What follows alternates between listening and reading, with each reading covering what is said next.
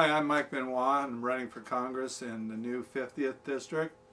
This district comes down from Fallbrook through Escondido, parts of San Marcos, a little bit of Vista, actually most of San Marcos, and then skips back towards Ramona, down Alpine Way, all parts east of that, down into Lakeside, Santee, and half of El Cajon. The current incumbent assigned to that district is Duncan Hunter Jr., and I'm running basically on a platform of limited government, the Constitution, and a platform that should satisfy both liberals and conservatives. In the sense, on the liberal side of the issues, I strongly believe in the idea that we own our own bodies and that the government can't tell us what to put in it and what to do with our body. And on the economic conservative side, I believe in an absolute small, minimalist government, and that government closer to the people is always best.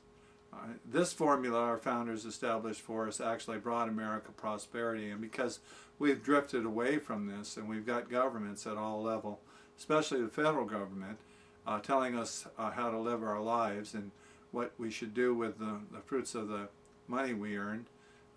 They're trying to regulate everything from the size of the toilets we use to the what kind of light bulb or whether or not we can have Freon.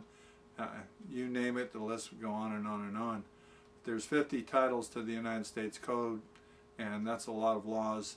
When the founders established our system, they said the federal government was basically supposed to deal with issues that were foreign to the states, and all other power would be left to the states. And again, we can see how the federal government has got involved and ruined everything, and especially the economy. What we have now is massive numbers of unemployed, and this is due to the government, and the government's acting like they're the solution. Just they come out and they tell you, elect me and we're going to fix this unemployment problem. Well, government's the cause of that. When they suck so much money out of the economy, you and I don't have the money to spend on things that we'd like to spend it on, and then people have less money to spend on the things that we provide. And so I'm going to push to get the federal government back to, a reasonable size. Even if we cut the federal government back to the size of Ronald Reagan's budgets, with taking inflation into effect, we're going to cut the federal government $1.5 trillion. And actually the revenues going into the federal government would match.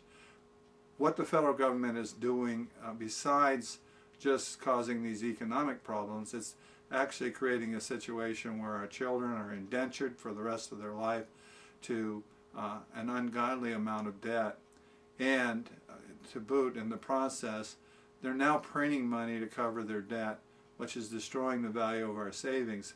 This is extremely harmful to our older population, because our older population is dependent on living off the money that they've saved and put away for their old age. And if the value of that money is destroyed, then their standard of living is constantly going down, and they're not able to get in a position to go out there and earn more money to offset what inflation is creating. Now, how do you fix this simply and a nonpartisan solution? First off, you got to end all these overseas operations that the federal government is involved in. Hundreds of billions of dollars just wasted, and that money needs to be spent back here in the United States. Cut the federal budget by $1 trillion, again leaving the money in our pockets to spend here, and to stop the Federal Reserve Bank from printing money, destroying the value of what we have. This economy will recover when the federal government takes the reins off the economy and lets us create jobs again. We'll spend our money, we'll save our money, and we'll create the prosperity that freedom created in this country in the past. Another good step in the right direction in regards to that, not only are we engaged in too many wars around the world, we're engaged in domestic wars here, like the war on drugs. The war on drugs not only cost us hundreds of billions of dollars, it cost us productivity. We're imprisoning several hundreds of thousands of people every year who have harmed nobody. They simply decided to use a drug that's not approved by those people who want to tell us how to live our lives. Now, I'm not in favor of drug use. I don't even like prescription drugs. But I'm also not in favor of the government taking money from you and me to lock up people who have done no harm to other people, just themselves. And I'm also not in favor of the government taking money from you and me to rehabilitate these people, because frankly we got to just stop them from taking our money. And that's just one example of where they take our money. I'm running against a couple of Democrats in the primary here and a couple of Republicans.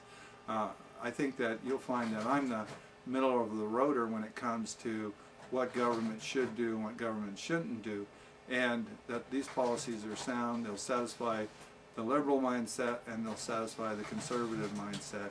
So I'm the true constitutionalist. I'm asking for you to give me a chance and give me your vote this coming in this June 6th election, so that I can face Duncan Hunter in the November election, because it's pretty much a guarantee that Duncan Hunter will be there in November, and I want to be able to go toe-to-toe with him and really push the issues.